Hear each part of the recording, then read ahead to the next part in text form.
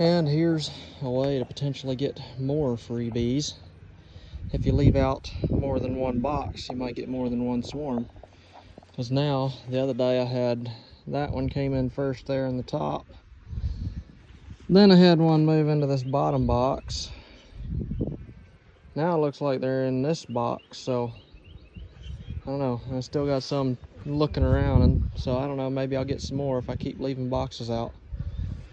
So we'll see what they do. Hopefully they're all good. So you can try it too. See if you can get some freebies.